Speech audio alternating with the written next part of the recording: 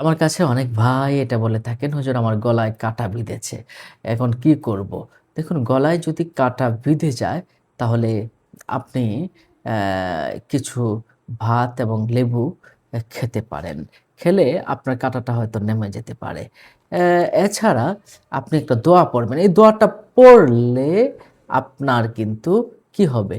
আপনি যদি দোয়াটা পড়েন তাহলে আল্লাহ পাক রব্বুল আলামিন এই দোয়ার উসিলায় আমি যাদেরকে আমলটা দিয়েছি, যাদেরকে ফু দিয়েছি, যারা নিজেরা করেছে তাদেরটা এটা নেমে গেছে।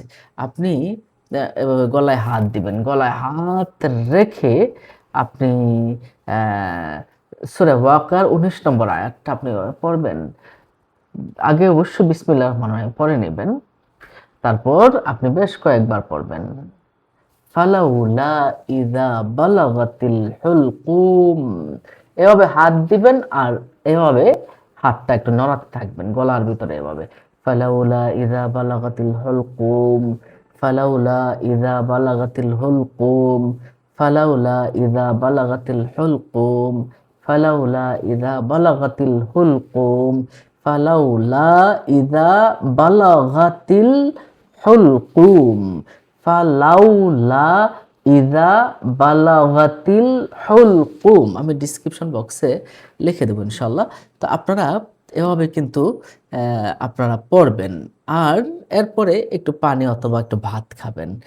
অথবা কিছু খাবেন। খেলে ইনশাআল্লাহ নেমে যাবে। আমলটা খুব পরীক্ষিত। আমি যাদেরকে দিয়েছি তারাই ফল লাভ করেছে ইনশাআল্লাহ। আর যদি বড় কাটা হয়, যদি দেখা যায় এটা হাত দিয়ে বা ডাক্তার দিয়ে আপনি তুলে নিয়ে আসবেন। নরমালি কাটা থাকলে এটা পরে আপনি ফু দিবেন। একদম সাথে, সাথে দেখবেন এটা ভালো হয়ে গেছে। যাদের বিশ্বাস আছে, ভক্তি আছে তারা এই আমলটা করতে পারেন। উপকৃত হবেন ইনশাআল্লাহ। ভালো থাকুন। অন্য বিভিন্ন সবাইকে জানাতে শেয়ার করে দিন। আসসালামু আলাইকুম ওয়া রাহমাতুল্লাহি ওয়া বারাকাতুহু।